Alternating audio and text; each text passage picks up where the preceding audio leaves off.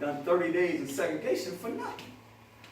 So, I know the law now. I've been locked up now 15 years. I filed in 1983.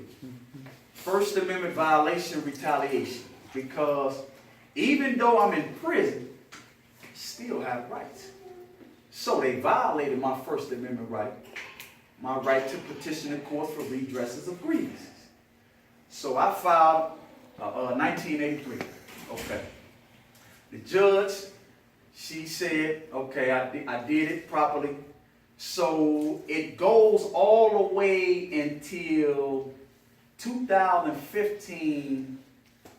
Was it 2015? Yes, 2015. It took me 3 years to get to court. 2015, January, I pick a jury. Now, criminal, you pick 12. It's going to be 2 alternates. Federal, civil, excuse me, you pick 8.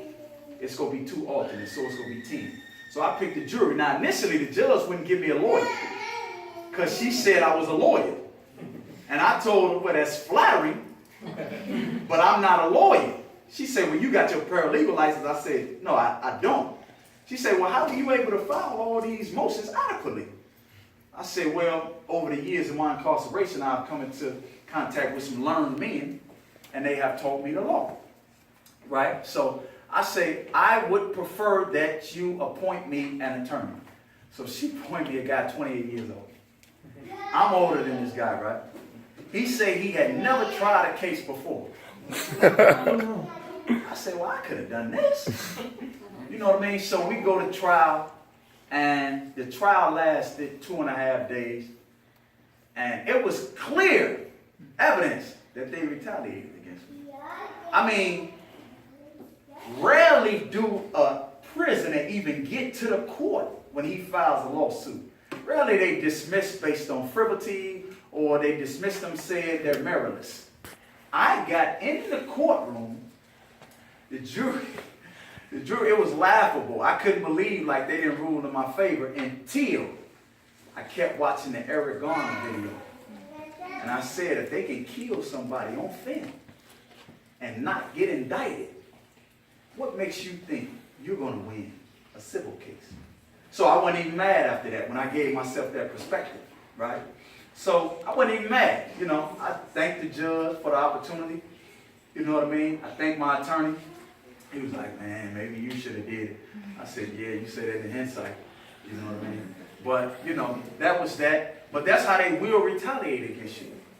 If you are someone that is always challenging the system. And that was my way of fighting. You know, when I learned how to really fight with my mind, and you're more of a dangerous prisoner then, opposed to trying to fight with this.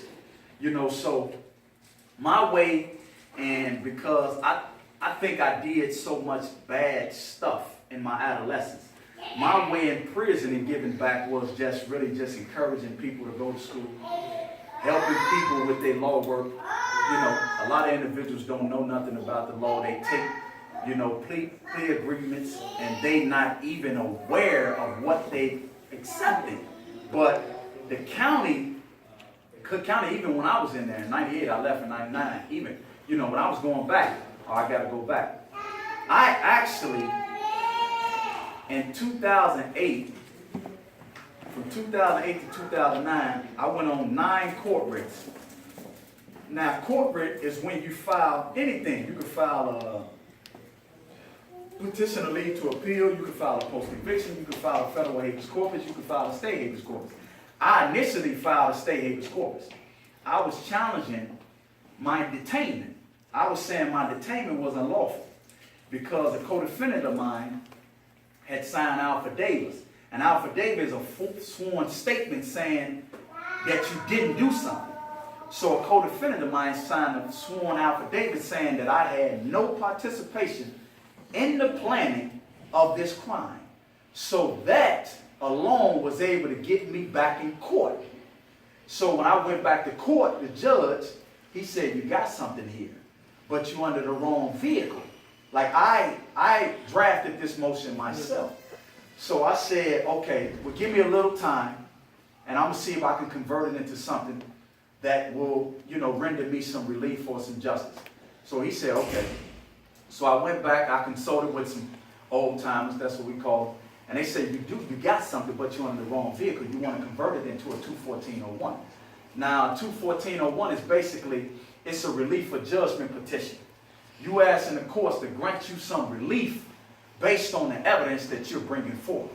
And my evidence was the affidavit, saying from the guy that actually did the crime that I had no participation in the planning of it, nor was I present during the time that this crime had took place. So I went on 9 court writs. I represented myself. I'm going up against a seasoned prosecutor, but I'm not scared, right? Because this is my life. So I don't care if this dude been doing the law 20 years, because he don't understand the emotions that's involved with this. Because I've been to prison, at this time, 10 years, right? Because prison is very emotional. People just think it's all violent, right? But after the violence, you go back to the cell, right? If you have a cellmate, you talk to him about what just happened, right? Somebody probably got stabbed, somebody probably even died, right? Or just everyday prison, right? The mailman coming past your cell, Jenkins. Your name ain't Jenkins, your name Williams. Nobody wrote you today. That makes you feel a certain way. Do my family love me? Right? It's been 10, 12 years now. The letters have slowed down. Nobody visits you anymore. Right? You don't have money to buy you the necessities you need to live. T-shirts, boxes, etc. Now the institution provides you with T-shirts and stuff, but they only do that once a year. Right? You got to really come up with a real legitimate reason why you need some new boots. Right? But this is the realities of prison. When you watch Lock Up, they don't show this. You understand? They don't show when you go on a visit, you haven't seen your mother in 10 years because she's probably been, overcome with whatever she's been dealing with out here in the world, paying the bills. Right? She probably succumbed to an addiction, which is the reality of life. Right? And you haven't seen your mother in 10 years. So 4 hours while y'all on the visit, she's crying. The whole visit. So these are the emotions of prison, which no one really talks about, right? Because you just see the violent part of what goes on. But prison is really like 10% violent. Really. It's really emotional. It's really emotional, because you go to prison and, you go in prison married, but you don't stay married. You understand? Because life goes on. So I was able to really, wrap my mind around that reality. So I never really allowed myself to become bitter. When I didn't get visits, when I didn't get mail. I didn't allow myself to become bitter. And you can, because a lot of people in prison are selfish. They think everything revolves around them because I'm in prison. But I was never like that. I never wrote any nasty letters to my family because I understand that what I'm dealing with, I'm dealing with something. But they dealing with something probably greater because I get a meal a day, right? They give me a meal. Right? They give me clothes, right? They provide me shelter. It's prison. It's bad. It's horrific. But I got all that. Out here, y'all have to provide all that. So that was my perspective in prison. I never really allowed myself to become bitter. You know what I'm saying? In prison. Now, was I angry? Of course. Whenever you're innocent and you're put in prison for such a long time under such arduous circumstances, because Menard, for instance, Menard, I need to talk about Menard, because Menard is the most racist, brutal institution I've ever been in. And they're not just brutal. Well, every institution, unfortunately, is dominated with blacks, which is a disproportionate in this country since we only make up 13% of the population. But we dominate prison, right? That's disproportionate, right? Those numbers. How is that? Well, we have the only propensity to commit crime. You know, I don't think so. But Menard, you know, within 6 months in Menard, I witnessed at least 6 deaths. Officers killing off inmates. Inmates that just can't deal with the stress of maybe having a life sentence and channeling that anger towards the wrong person, the person that's near to him, which is a cellmate. Right? I witnessed at least 6 deaths. The first 6 months I was in Menard. So Menard is one of those institutions where if, for instance, we were in Menard, like you say, he was my cellmate, we were in Menard together. Let's say he has an issue with the officer. Right? And he's saying, man, I sent y'all with my mail, man, but y'all didn't give me my mail. Why y'all ain't giving me my mail? Well, Pickett, we're not giving you your mail today. Anything could have happened, right? He hasn't gotten mail in a month. You know, so he wants his mail. So me being his friend and us being bonded, right, I'm going to protest with him. Hey, man, get that man his mail. Oh, you want some of this? I'm just saying, give him his mail, man. The next day, we won't eat. We won't eat. They'll walk past us. They'll walk past our cell. We're in segregation already, right? It's a door. It ain't a bar, so I can't reach out and snatch the tray off the cart. So we behind the door, and the cell is so little. I'm not a big guy, right? So I gotta walk like this because the cell is so little, and it's so hot. It's so hot in the cells. I mean, it's so hot, man. Literally every day, I used to wash my toilet and stand in it and flush it just to try to cool off. It's so hot. But that is the reality of Menard. They would literally walk past our cell and not feed us. They would put us on hunger strike. Right? I'm not on hunger strike. Can I eat? No. Mind your business next time. But this is your friend. Right? You mind your business, and I said mind your business, but I didn't mean when it comes to injustice in prison.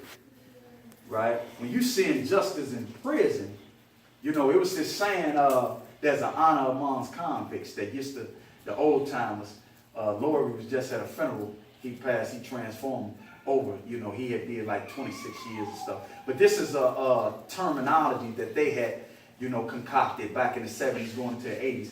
It is an honors amongst convicts. So when you see, just like you see the police harassing someone, and you intervene, what are you doing? He hasn't done anything. Why are y'all kicking him and kneeing him in his head? He hasn't done anything. That's what you do in prison. You know, what are y'all doing? Now, if you're not ready, or if you're not equipped to deal with the wrath that maybe come behind the protest, then don't intervene. Now, I was always ready, you know, because in total I did at least 50 months in solitary confinement. Now, a lot of that was because I love smoking cannabis. I gotta be truthful with you. I loved weed, right? Because that was the only thing that used to take me away from this hell. Right? I smoke a joint, I ain't in prison no more. I'm at the club. I'm on the block. Right? But it became so, you know, because they do drug screening. We call them drops. Right? We'll be like, drop man in the cell house. When you hear that, when you hear drop man in the cell house, you hear water running and toilets flushing all over the cell house because they're trying to get the dirty piss out and water up so when they piss again, it's clean. Right? So I went to SAG 3 times for drug screening. But a lot of other times I went because I got into some violent altercations with individuals. You know, I got into some violent altercations with individuals. And like I say... Go ahead. Go ahead. Finish your sentence. Go ahead. All right. Well, I just wanted to say I want you to leave some time for questions because I know people are going to have questions. Yes. You've covered so much. So maybe when you're ready, take a couple of questions, but then I want you to also get to... after you, Yeah, Okay. after you get out that story. Okay. Okay, well, you know, when I start getting close, you know, and then I lost time in prison. You know, I was supposed to get out actually last year, 2015, June 15th. But because when you, like, let's say they give you 6 months solitary confinement. Okay, they're going to recommend that they take 6 months of your good time.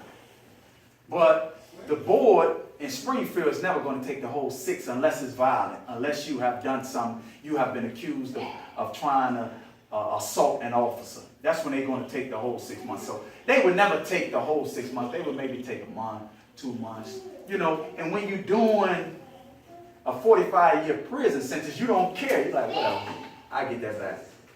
But I didn't get it back. You know what I mean? I did actually, I believe, 9 or 10 months over. You know, I was supposed to get out June. I got out this year, April 15th.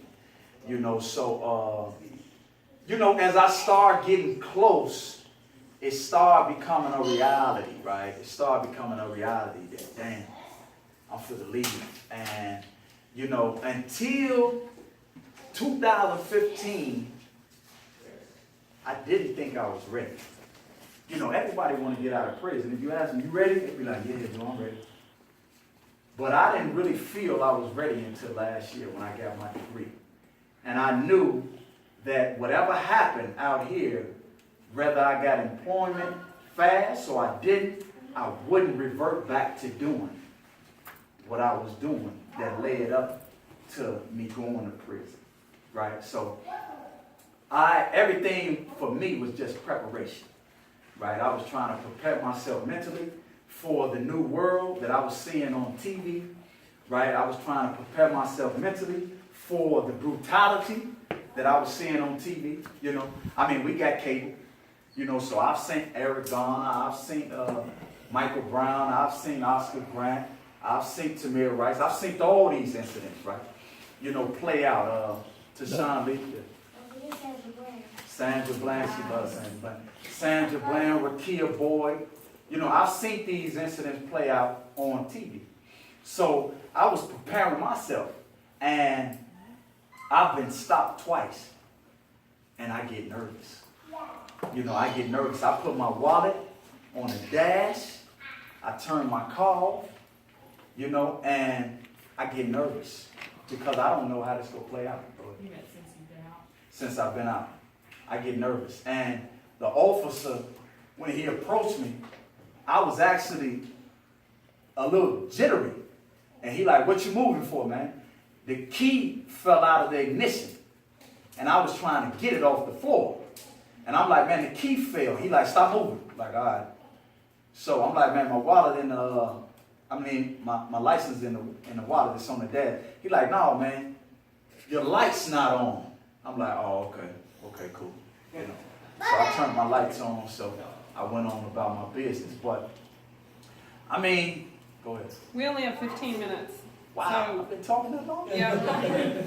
So, All right, questions. let's do questions and then, Oh, registry. You no, want me to questions get the first. registry? Questions first. Okay, go ahead. I Okay. So it sounds like you served about 18 years. 18 years, 3 months, 25 days. How did you get it? How did you only end up serving 18 years?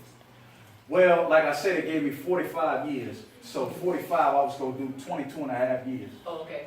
So they vacated, they gave me 35 on the murder, and they gave me 10 on the armed robbery, and they ran it wild, consecutively, meaning wild, which added up to 45. But on appeal, they vacated the 10, which just left me with 35. And 35, you do 17 and a half. But like I say, I lost time. So I did 18 years and 3 months because 9 months, I did 9 months over my original sentence. I was supposed to get out last year, June. Yes.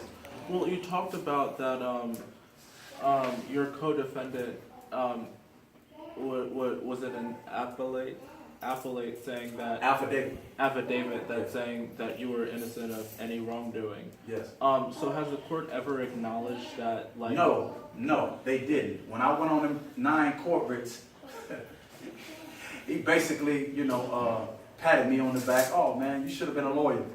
but I can't do anything for you.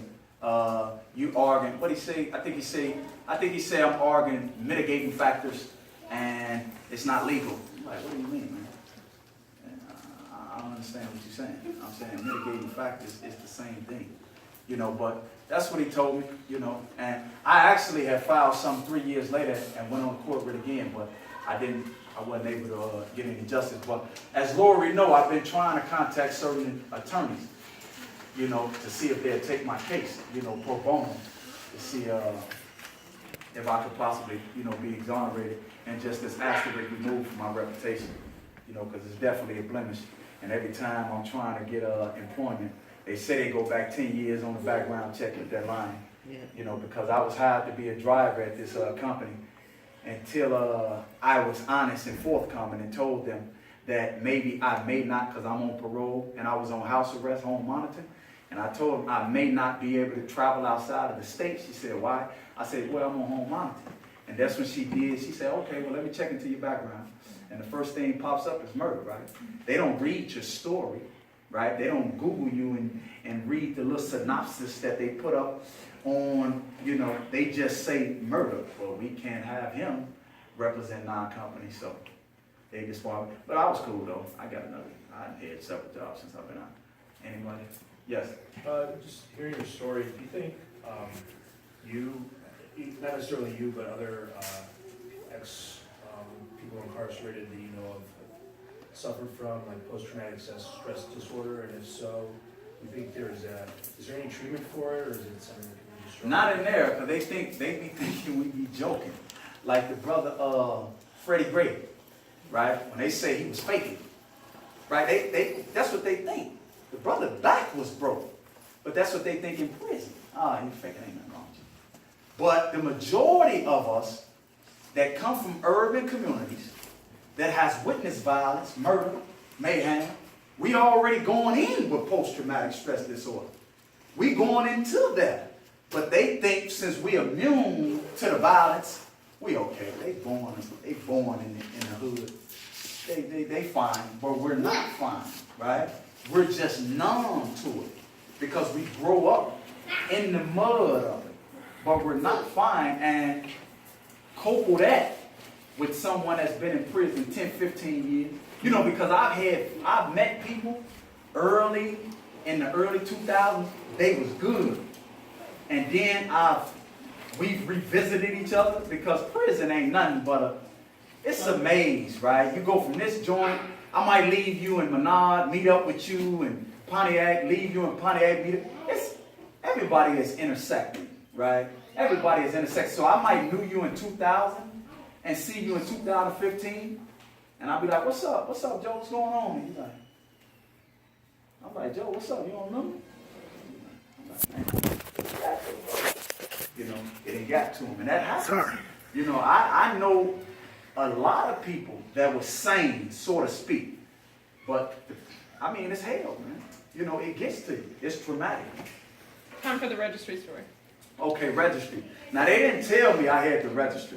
I just thought that applied to people that have child molestations or you have a case pertaining to someone underage. So they never told me anything about registry. So I got out April 15th, and you know, you're always getting different new agents. So when I got my new agent in like the last week of May, she like... Just a clarification, your mandatory supervised release agent? Yes, my parole agent. Parole officer? Yeah. My parole agent. I had a man at first, then I got a woman. That's who I have currently. So she like, DeMille, did you register? I'm like, I ain't no sex offender. You know, because that's all you know in prison, right? Only sex offenders register. I'm like, I ain't no sex offender. So she like, nah, you got to register under the violent murder registry. I'm like, what? Nobody told me nothing about that. So she like, man, you better get up there to the precinct. I'm like, well, you need to come with me. You know what I mean? And just let them know that I wasn't aware that I had to register, right? So when I get up there, the detective that does the registration wasn't there. So they like, come back tomorrow, right? I'm like, okay. So I called my friend, and I'm like, man, did they have you registered? He like, yeah, man. He like, they actually locked me up because I didn't know about it. Or he said he did it he did it late. So I'm like, yeah? I'm like, yeah, man. So I'm like, well, I gotta go up there tomorrow. So I went up there. So he like, you got your money? I'm like, what money? He like, you gotta pay to register. I say, you telling me I gotta pay y'all, man, to register? I forgot, it was like $15 to $25. So I gotta go back home, right? Because I'm in Calumet Park, I gotta walk back home, get some money, come back up there. First thing they want is the money. Before they do any type of paperwork, they want the money. I'm like, this is crazy, man. So I gave them the money, so they got me there like 5 hours. And so me, when it comes to the system, I'm pessimistic. So I'm like, oh man, well, I'm going back in, you know. So he like, man, where you live? So I give him my address. So he sent a dispatch out to check to see if the house is actually, you know, not abandoned, right? So, which was crazy because I'm on home monitoring. I'm on home monitoring. How can a house be abandoned? You know, it's crazy. So he was okay though with me, man. He like, you know what? Your agent say you working, you know, you got your license, you productive. Maybe we dropped the ball on our end with an IDOC. They didn't inform you that you had to register, right? So they let me go home that day. So about 2-3 days later, my fiance called me and she like, the police came over. I'm like, what for? She said, they looking for you. I said, well, I haven't done anything, you know, because I'm pessimistic, right? I haven't done anything. So I called him. I said, y'all looking for me? What's up? Where are you? I said, I'm mobile. I'm headed home. Well, when you get home, call us. So I get home. I'm pessimistic. I take about a 2-hour shower. If I'm going in clean. You know, so I call them. They come like 4 carloads deep. I'm like, man, what is all this? Is this intimidation? Or are they just being cautious? Because they do say I'm on parole for murder. So I'm like, what's up? So they like, well, the Illinois State Police is saying this house is abandoned. I said, man, I'm on home monitoring, man. You know, I had the anklet on me. How can this house be abandoned?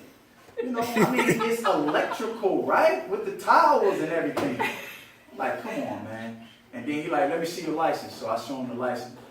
So I don't know if it was them trying to be intimidating, right? Or them trying to be cautious, or they just trying to get a visual of who I was. But that registration, I know a few guys that has been taken back to prison because they registered late and they weren't sex offenders. And a friend of mine that was classified as a sex offender, technically in prison terms, because, you know, that's the bottom of the totem pole, right, in prison. If somebody find out you're a rapist or a sex offender, you're probably going to protective custody, because those particular crimes are crimes that is shunned upon, right? You don't take nothing from particularly a woman, right? So he was always being picked on. So I'm like, man, why y'all be messing with him, man? So they like, he a sex offender. I'm like, how y'all know? They like, that's what they say. I said, but y'all didn't talk to him and stuff, you know, ask him. So I talked to him. So he like, man, I ain't no sex offender, man. I'm like, well, that's what everybody's saying. Why they saying that? He like, man, listen, I was 18, she was 16. Look, I got pictures of her. She was my girlfriend, man. I'm like, really? And I'm like, let me read that, though. You know, I don't believe you. Let me read that. So I read it, and she was 16, he was 18, but they were partners, right? But he videotaped her in the 90s, right? Nobody was doing that in the 90s. And somehow the tape got in the hands of someone, I guess he said liked the girl, and he was trying to blackmail him. It was crazy, but he did 22 years. 22 years. That was his girlfriend. I seen the pictures, you know what I mean? But he's forever going to be a sex offender. You know, related, all the guys that are going to be on the VOIRA registry that are in DOC, it says sex offender registry required on their IDOC pictures. Right now, they don't know that unless their family looks and finds out. But and Lori, if your murder victim was under is age under 17, They make you register. It makes you register sex offender. They just started that in like 2006 or 7. You know, that's why I was like, man, I'm not a sex offender.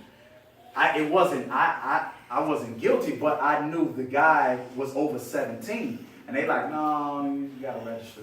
But they had implemented that back in like 2006 or 7. If your murder victim, if the victim was under 17, they was having you register as a sex offender. But that's how we got the VOIRA. Now people you can get moved to the VOIRA if you can prove it wasn't sexually motivated. But that's a little bit beside the point. But you would have had a felony, right? If that cop hadn't. Yes, I mean, you would have had a felony charge and gone to prison. Yes, I would have been back. I would have had to wait for the parole board to come. I would have had to explain to them, you know, the miscommunication on my end and with the IDOC. But I know the class is called de-incarceration, right? Decarceration. We just keep the N out. We're just Right. decarceration. And the question is, how do we achieve that, right? How do we achieve that when the communities are so blighted, right? And the communities don't look like they're improving. I mean, the communities, since I've been out and I ride, you know, through the city, it looks like everything has deteriorated. You know, when you go 51st South, 120 something, it looks terrible. It looks worse than when I left. You know, so the community has gotten worse, right? So how do we achieve de-incarceration? Because if the community has gotten worse due to the influx of more guns, 2 minutes. more drugs, I don't know where the hell these guns coming from. Hey, can I say something? Yes. My fault, not to, just to piggyback what he's saying. The first thing I was able to get my hands on, I did 5 years and 11 months in prison. Was a gun. Was a gun. I was offered a gun. Or I was offered to buy one. I was sending pictures. You want to buy this? And that's the problem. That's why recidivism is so high, right? Recidivism is when a person is constantly reoffending. Recidivism is high because if I come, hey, can I have a job? And you're like, okay, well, give us a minute, fill out the application. And I fill out the application, you look at my background and say, no. He's been in But prison. I go to him and I say, man, you got some work? And he's like, where you come from, bro? And I'm like, I just did 10 years in the job. Oh, hell yeah, you got some work. Because that is required on the street. I got a resume, I've been to prison. Yep. That is required, right? You've been to prison. Hell yeah, you got some work. So that's why a lot of brothers, and when I say brothers, I'm talking about people, right? That's why a lot of people that hasn't really prepared themselves for release, they reoffend continuously, repetitively. Yep. They reoffend because we can't get jobs. Hey, it is the worst news in the world, but it is 4 o'clock. So we're gonna have to thank you, and then you